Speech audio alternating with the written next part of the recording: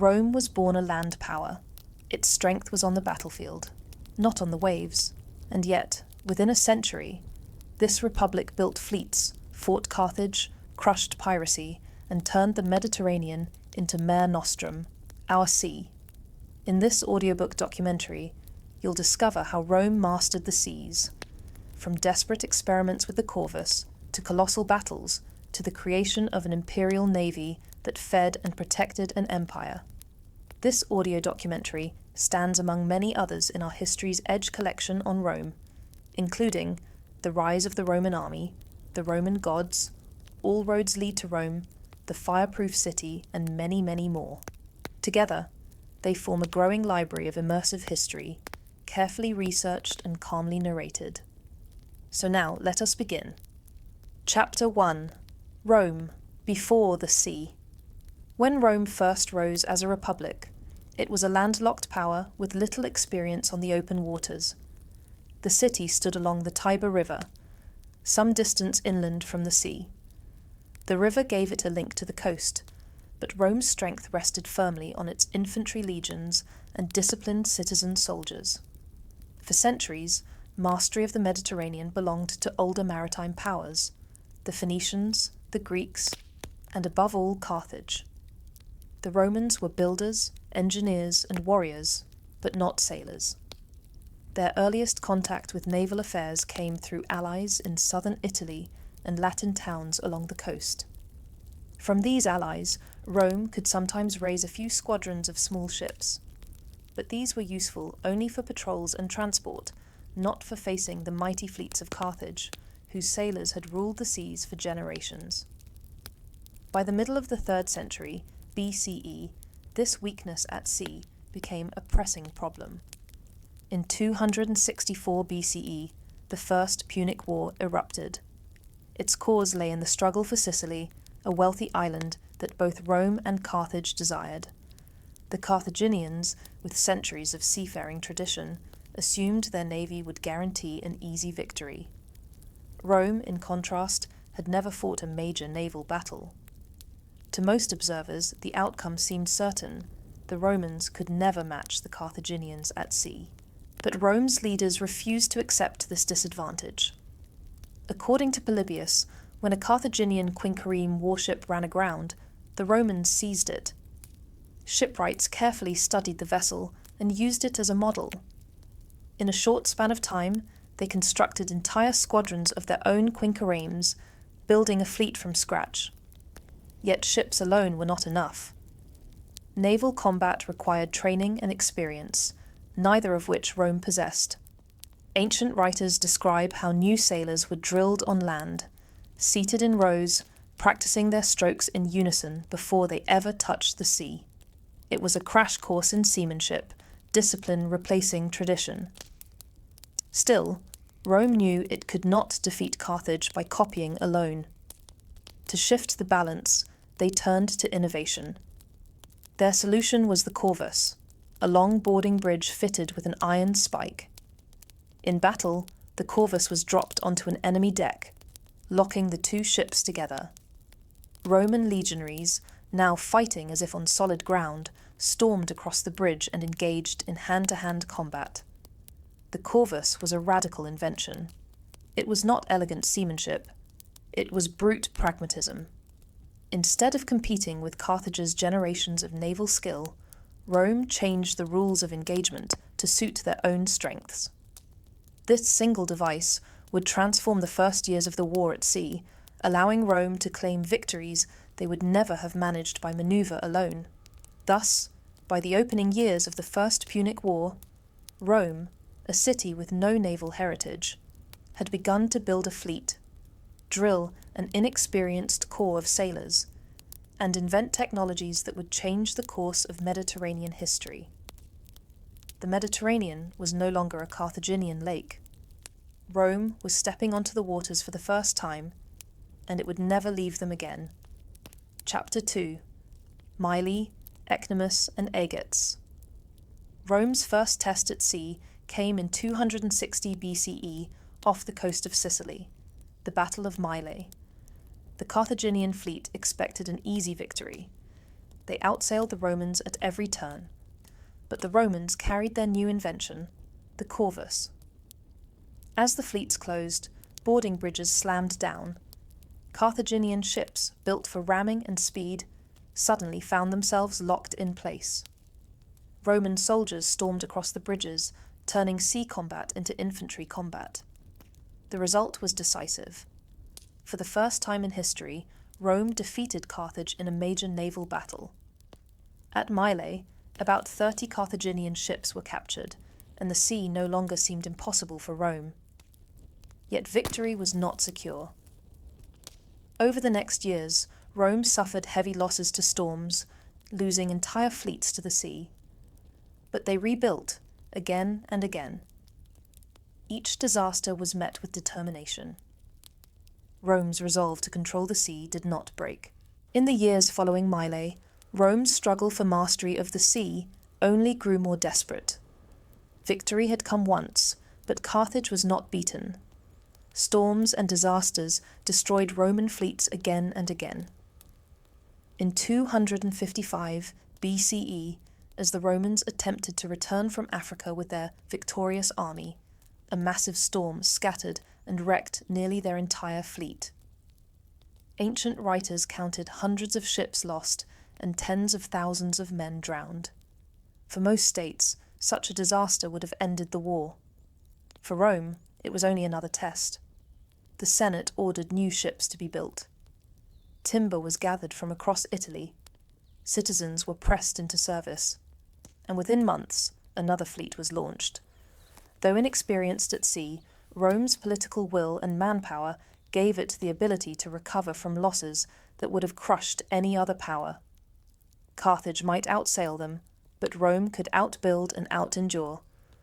By 256 BCE, the two powers prepared for a confrontation on a scale the Mediterranean had never seen before. The Battle of Ecnomus, fought off the southern coast of Sicily, would be one of the largest naval battles of the ancient world. Polybius, our main source for the First Punic War, estimates that the Romans deployed around 330 warships, while Carthage brought 350. If each ship carried up to 300 rowers and 120 marines, the total number of men engaged could have reached more than 250,000, an astonishing figure for the ancient world. Even allowing for exaggeration in the numbers, there is no doubt that this was a clash of massive scale. The Roman fleet, under the command of consuls Marcus Atilius Regulus and Lucius Manlius Vulso, formed a distinctive wedge-shaped formation. The consuls' ships led the point, while the transports carrying the invasion army sailed close behind, guarded by wings of warships. Carthage, determined to block the Roman invasion of Africa, spread its fleet wide, hoping to encircle and overwhelm the Romans. As the lines closed, the corvus once again proved its worth. Wherever Carthaginian ships tried to ram, the Roman vessels locked them into close combat. Legionaries surged across the boarding bridges, turning ship-to-ship clashes into miniature land battles. The Carthaginians, skilled at maneuvering and striking with their rams, suddenly found their mobility stolen. In furious hand-to-hand fighting, Roman infantry seized the advantage. After hours of combat, the Carthaginian fleet broke. According to Polybius, around 30 of their ships were sunk, and 64 were captured. The Romans had won a clear victory. More importantly, the sea was now open for their invasion of Africa. Regulus sailed south with his army, beginning Rome's first great overseas campaign. But Rome's path to dominance remained treacherous. After initial success on land in Africa, Regulus was defeated, and another Roman fleet was lost to storms. Still, Rome refused to surrender the seas. Each time disaster struck, they built again.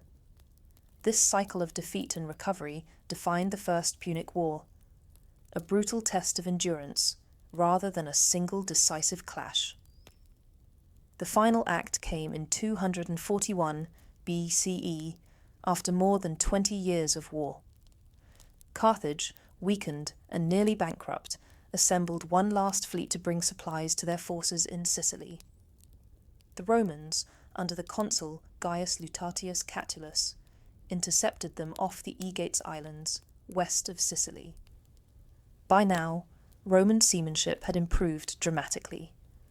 Their crews were seasoned, their commanders experienced, and the cumbersome corvus, which had caused so many storm losses, was largely abandoned. The Battle of the Aegates was a hard fight, but the balance had shifted. Roman ships were lighter, their sailors more practiced. The Carthaginian fleet, hastily manned and poorly supplied, could not withstand the assault. Dozens of ships were destroyed, many more captured. Carthage lost half its fleet in a single day. With their sea lanes cut, their forces in Sicily stranded, and their treasury exhausted, Carthage sued for peace. The First Punic War was over. Rome had entered the conflict as a land power with no naval tradition. It emerged as master of Sicily and, more importantly, as a true Mediterranean naval power. Carthage remained formidable, but the myth of their invincibility at sea was broken. Rome had learned, through bitter trial and catastrophic loss, how to command the waves. The victory at the Aegates Islands marked a turning point in Roman history. For the first time, the Republic had proven that it could project power beyond Italy, that it could endure even the heaviest losses, and that its citizens were willing to pay any price to prevail. The Mediterranean, once Carthage's domain, was now contested ground. Rome had claimed its place upon the waters, and from this point forward it would never let go. Chapter 3: Ships, Technology and Seamanship. The victories of Mylae, Ecnomus, and the Aegates Islands had proven that Rome could fight at sea. But to maintain dominance, the Republic needed more than courage and manpower. It needed ships, strong, reliable vessels, and crews trained in the demanding art of seamanship. Roman shipbuilding was not born in isolation. The earliest fleets copied Carthaginian and Greek designs. The standard warship of the age was the quinquereme, a massive galley powered by banks of rowers. Despite the name, it did not literally have 5 levels of oars. Instead, the arrangement combined men at different vertical and horizontal positions to produce 5 rowers per vertical section. This design offered both speed and stability, making it the workhorse of Mediterranean naval warfare. Constructing such ships required immense resources. The Mediterranean world was already experiencing deforestation, and shipbuilding consumed entire forests.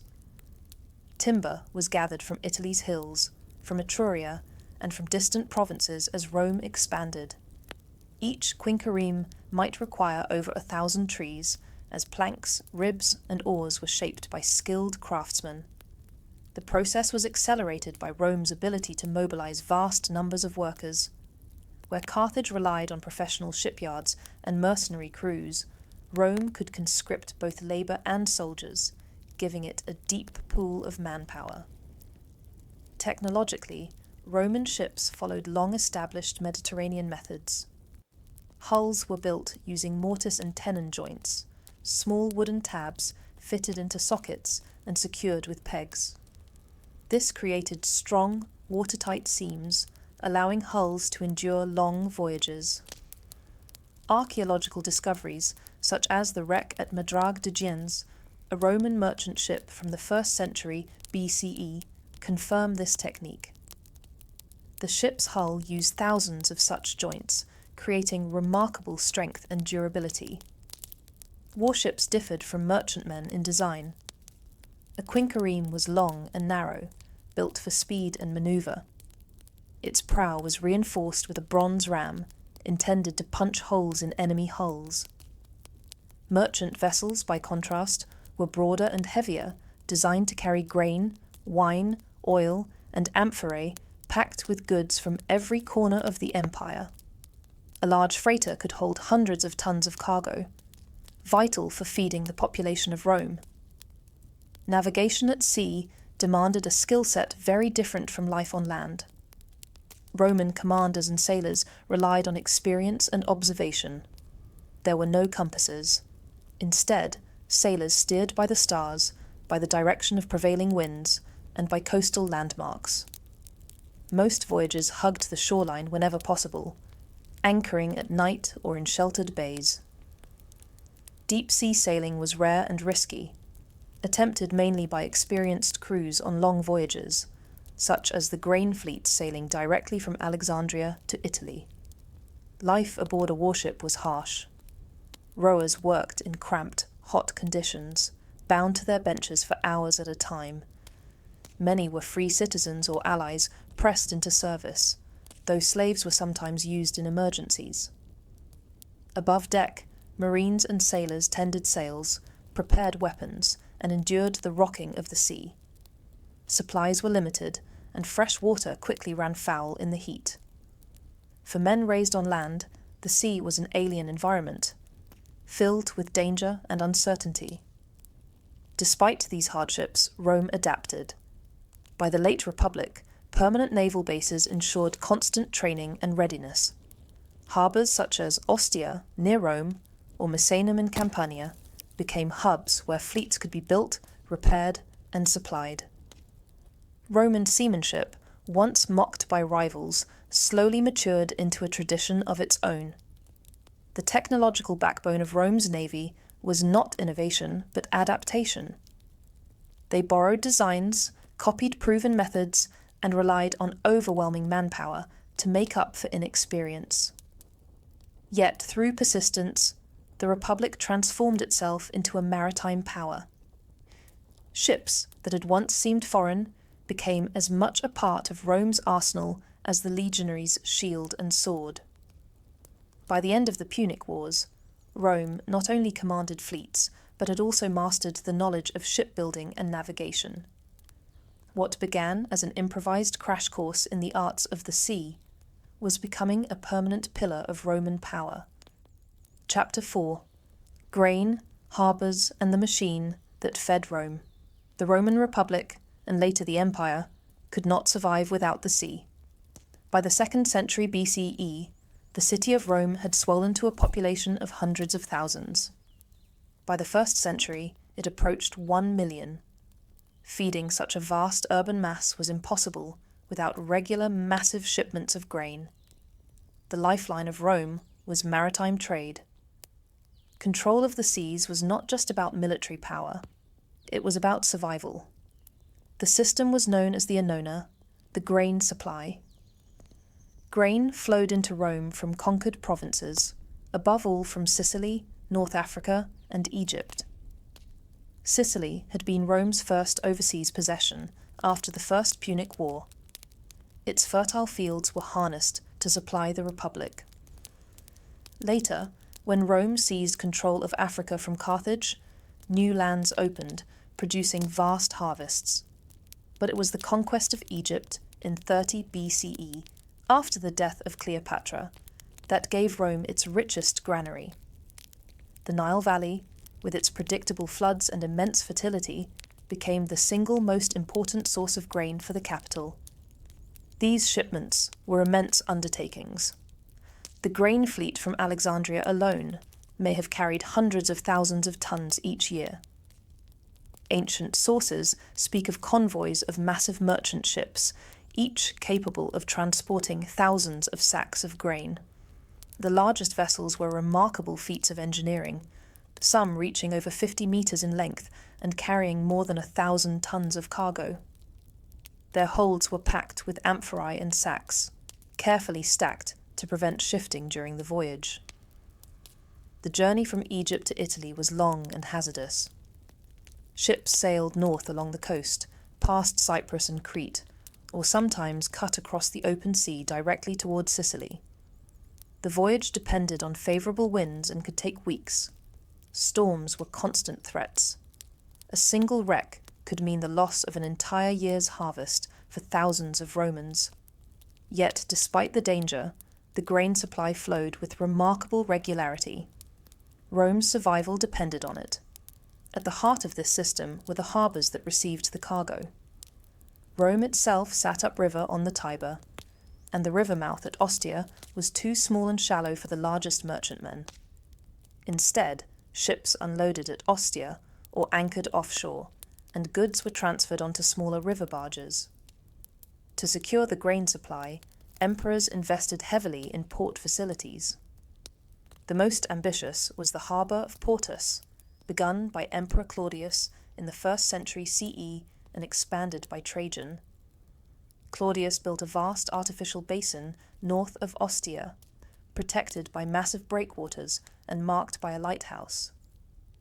Trajan later added the famous hexagonal basin, 6-sided, to allow maximum docking space and efficient movement of cargo. Surrounding these harbours rose enormous horrea, warehouses that could store vast reserves of grain. Archaeological remains of these structures still stand today, silent testimony to the colossal machinery of supply. Grain from Portus was loaded onto barges and towed up the Tiber by oxen walking along towpaths.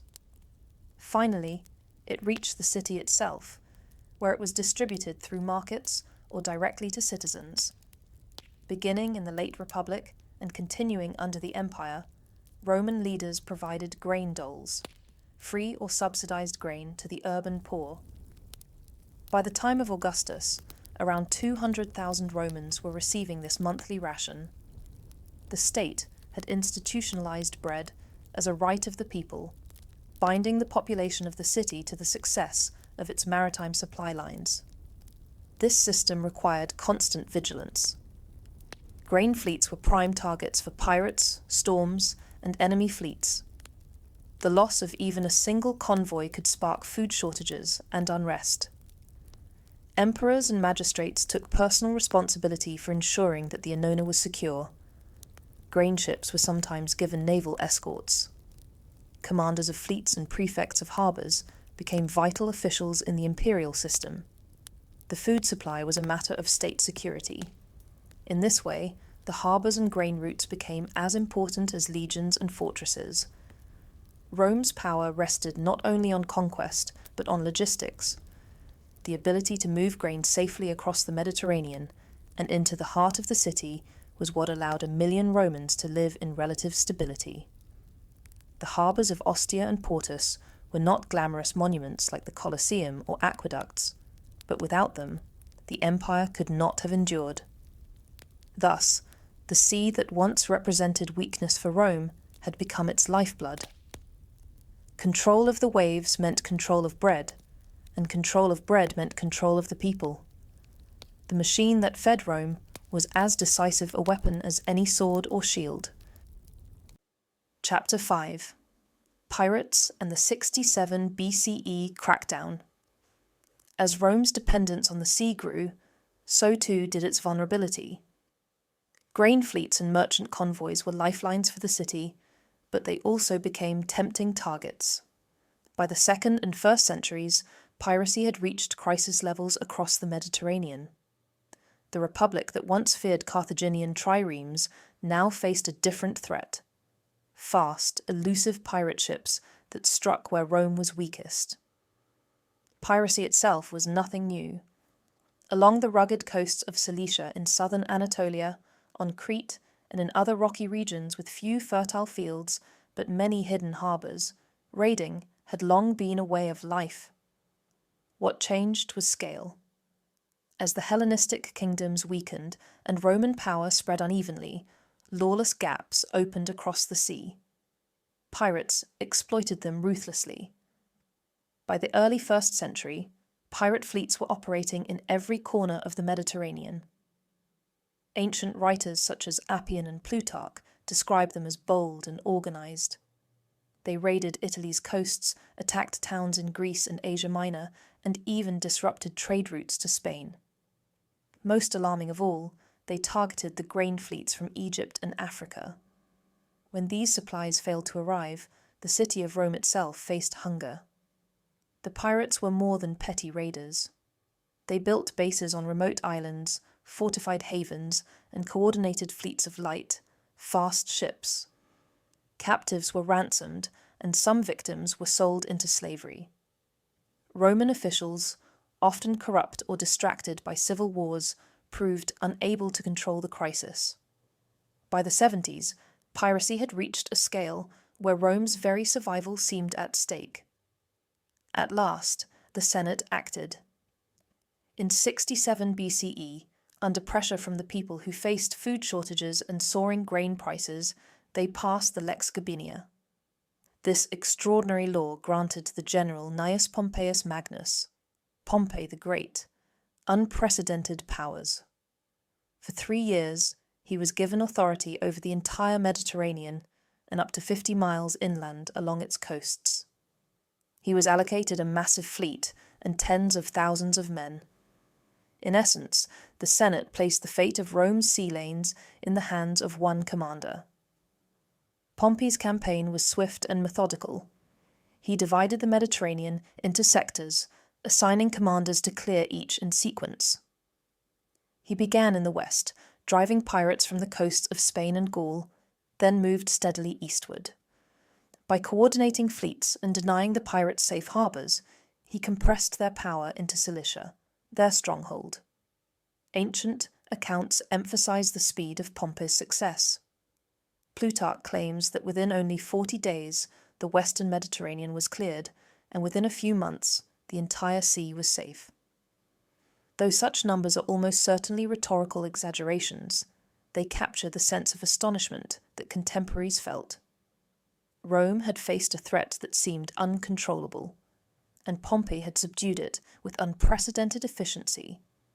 The climax came when Pompey led his forces directly against the pirate bases in Cilicia. Strongholds were stormed, fleets captured, and thousands of pirates surrendered. Rather than executing all of them, Pompey resettled many into inland towns, where they could no longer live by raiding. This combination of military force and pragmatic clemency removed the threat for a generation.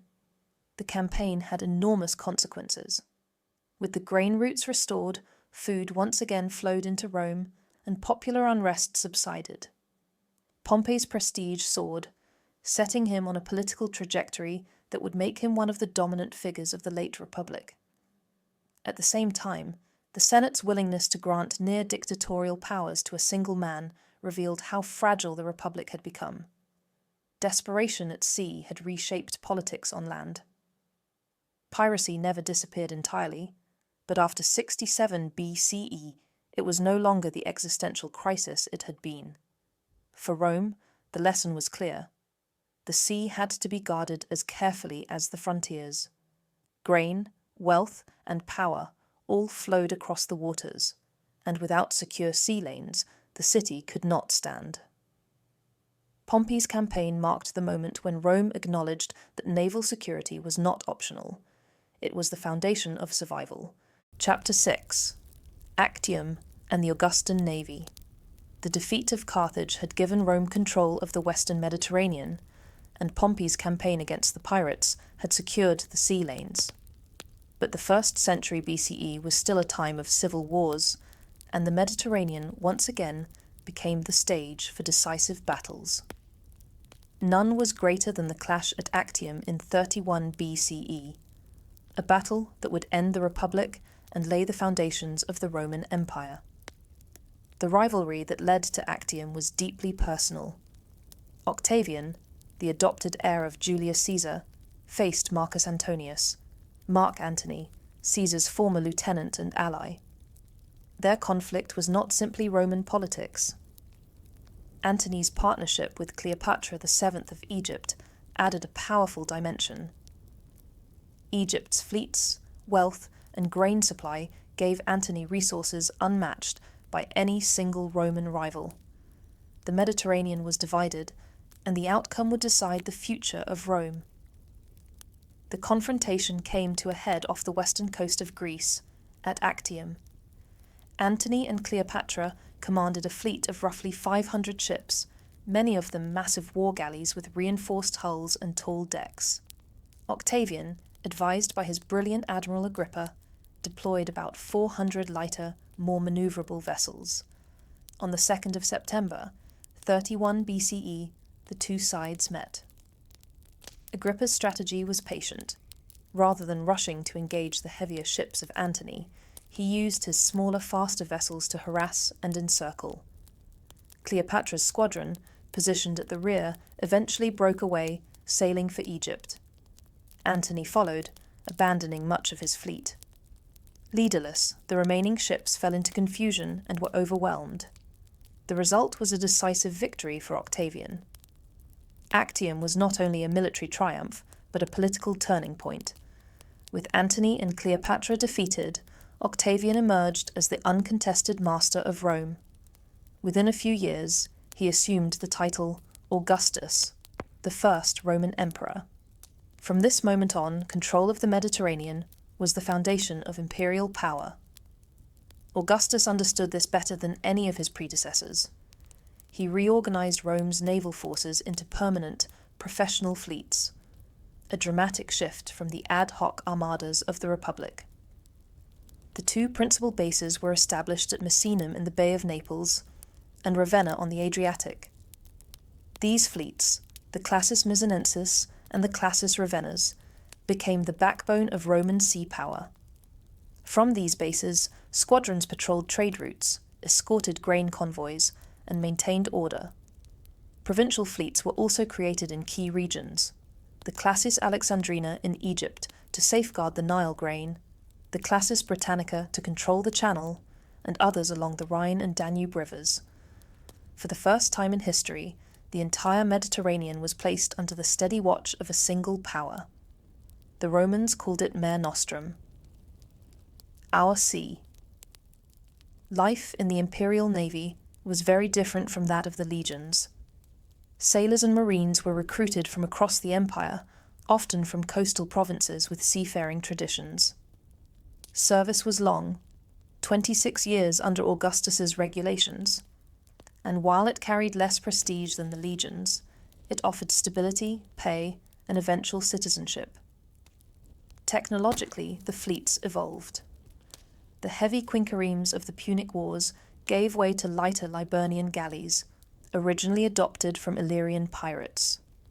These smaller, swifter ships were ideal for patrol and escort duty. The corvus had vanished. It had served its purpose in Rome's earliest naval encounters, but was too unwieldy for long-term use. Instead, seamanship and disciplined crews now defined Roman naval strength. The Augustan navy was not built for massive set-piece battles like Actium. Its mission was security, not conquest. Fleets deterred piracy, ensured the safe passage of goods, and provided rapid troop transport when legions needed to move across the empire.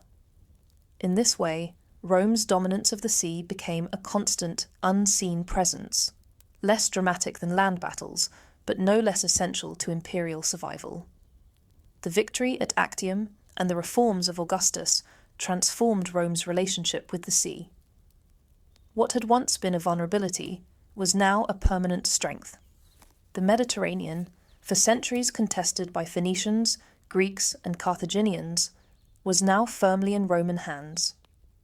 For more than 200 years, no rival fleet would seriously challenge this supremacy. Rome had truly made the sea its own. Chapter 7. Life at Sea, Sailors, Risk, and Religion. Rome's navy was built on timber, iron, and strategy, but it was sustained by people. Behind every galley that patrolled the Mediterranean were thousands of men who lived their lives at sea. To understand the power of the Roman navy, we must look at the daily reality of those sailors and marines, and at the dangers and beliefs that shaped their world. A Roman warship was a floating community. Below deck sat the rowers, the backbone of the vessel. In the Republic's early wars, these were often free citizens or allied troops conscripted into service. Slaves were not the normal source of manpower, though they were occasionally pressed into use in emergencies. Each man was bound to a narrow bench, working in rhythm with dozens of others. The space was cramped, the air hot and foul, and the labour exhausting. Long hours at the oars left muscles aching and backs raw, but discipline held the formation together. Above them, sailors managed the rigging and sails. They were more skilled specialists, often recruited from seafaring provinces such as Greece, Syria, or Egypt. Their work demanded constant attention, trimming sails to shifting winds, steering the vessel with large steering oars, and balancing the delicate coordination between wind and manpower. Alongside them were the Marines, soldiers stationed aboard ships to fight when the corvus was lowered or to board enemy vessels in hand-to-hand combat. Together, these groups formed the living machinery of Roman naval power. Life aboard was harsh. Food was basic: hard bread, dried legumes, salted fish when available. Fresh water spoiled quickly in the heat. Rats were constant companions, gnawing at supplies. Storms battered hulls, soaking everything, while the Mediterranean sun left decks scorching hot by day. Sleep came in shifts, often on bare planks. For men raised on farms or in cities, the sea was an alien and hostile environment. The dangers were not limited to discomfort. Storms claimed more Roman ships than enemy fleets. Ancient writers describe disasters where hundreds of ships were lost in a single night. Rowers chained to their benches could not escape when vessels capsized. Sailors dreaded sudden squalls, rocks hidden beneath waves, and the slow horror of drifting helplessly if winds failed. Even in calmer waters, accidents with rigging or oars could cripple men. The sea was as merciless as any battlefield. In the face of these risks, religion and superstition flourished. Sailors prayed to Neptune, god of the sea, and to Portunus, protector of harbours. Small offerings were cast into the waves before a voyage: coins, wine, or animals sacrificed to win favour. On board, altars or painted symbols decorated the decks, reminders of divine guardianship. Omens were taken seriously: the flight of birds, the sudden appearance of dolphins, or the unsettling silence of the wind could shape a crew's morale. Superstition spread easily. Some sailors refused to set out on certain unlucky days. Others feared whistling on deck, believing it would call up storms. To calm fear, commanders sometimes staged public rituals, promising divine protection for the voyage. These practices did not guarantee safety, but they offered comfort to men whose lives depended on forces they could not control. Despite the hardships, the navy offered opportunities. Service was long, 26 years under the Empire, but it provided steady pay and rations. Upon discharge, veterans were often granted citizenship if they had not possessed it already, along with land or cash bonuses. For provincials and freedmen, naval service was a path into the Roman system, a way to belong to the empire they served. The navy also became a community of its own. Sailors developed skills that set them apart: navigation, rope work, carpentry, and the instinctive knowledge of winds and currents. In port cities like Misenum and Ravenna, naval families formed stable communities, with temples, markets, and burial grounds dedicated to seamen. Gravestones and inscriptions still record the names of centurions of the fleet, ship captains, and ordinary sailors, their service remembered in stone. Life at sea was rarely glorious. It was labour, danger, and endurance. Yet without these men, the rowers straining at the oars, the sailors climbing rigging in storm winds, the marines standing ready with shield and sword, Rome's supremacy at sea would have been impossible. The empire's power rested not only on emperors and admirals, but on countless ordinary men who risked their lives aboard fragile wooden ships on an unpredictable sea. Chapter 8: Legacy of Roman Sea Power. By the age of Augustus, Rome had turned the Mediterranean into Mare Nostrum, our sea. For more than 2 centuries, this was no boast but a reality. From Spain to Syria, from Africa to Gaul, no rival fleet challenged Roman control. The legacy of Roman sea power was not a series of dramatic battles, but the enduring stability it brought to the empire. The most striking feature of this dominance was its silence. Unlike the land, where legions fought wars and built monuments to conquest, the Mediterranean under Roman rule became a highway of commerce. Grain ships from Egypt, olive oil from Hispania, wine from Gaul, marble from Greece, all moved along secure routes, guarded by fleets and harbours. This stability encouraged economic growth and cultural exchange. Provinces, once separated by perilous waters, were tied together into a single system. The Roman navy also reshaped geography. Harbours like Ostia and Portus, once modest, grew into colossal complexes. Coastal towns across the empire were integrated into trade networks. Even rivers became naval frontiers. Fleets on the Rhine and Danube extended Roman power deep into Europe. The empire's borders were not only marked by walls and forts, but also by flotillas that could carry legions swiftly to troubled regions. The navy's greatest achievement was not innovation, but endurance. Rome did not invent new ship types on the scale of Phoenicians or Greeks. Instead, it perfected existing designs, combined them with organizational discipline, and applied overwhelming manpower. Where other states rose and fell on the strength of single battles, Rome relied on persistence. Fleets were rebuilt after storms, convoys replaced after losses. This resilience made Roman dominance difficult to break. Of course, the sea was never entirely safe. Piracy re-emerged from time to time, and storms continued to sink ships. But compared to the chaos of earlier centuries, the Mediterranean under Rome was a secure space. Historians later called it the Pax Romana, the Roman peace. The navy was one of the unseen foundations of that peace, less visible than legions, but equally decisive. Over time, however, cracks appeared. By the 3rd century CE, the empire was stretched thin. Civil wars drained resources, while new enemies pressed on land frontiers. Fleets still existed, but their effectiveness waned as discipline faltered and funding declined. The once secure sea lanes became vulnerable again. Vandals in the 5th century would seize North Africa, turn its coasts into bases for raiding, and eventually sack Rome itself. The very sea that had sustained the empire became a highway for its enemies. Yet the long arc of Roman naval history left a profound legacy. The concept of a unified sea under a single authority was extraordinary.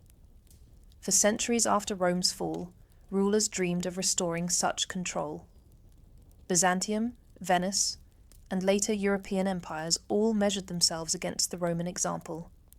The idea that maritime dominance could bind together vast territories was a Roman gift to world history. For Rome, the sea began as a weakness. In the early Republic, Carthage ruled the waves while Rome clung to its legions. The Corvus, the desperate invention of a land power, marked the beginning of a journey. Through battles, storms, and persistence, Rome learned to master the waters. From the grain fleets that fed 1 million citizens, to the suppression of pirates, to the permanent fleets of Augustus, the Mediterranean was transformed. When Romans called it Mare Nostrum, they spoke with justification. For generations, the sea that once threatened them had become their greatest strength. It was the silent foundation of empire, the artery that carried food, trade, armies, and culture. In the legacy of Roman power, the navy is often overshadowed by the legions. But without control of the sea, there could have been no empire.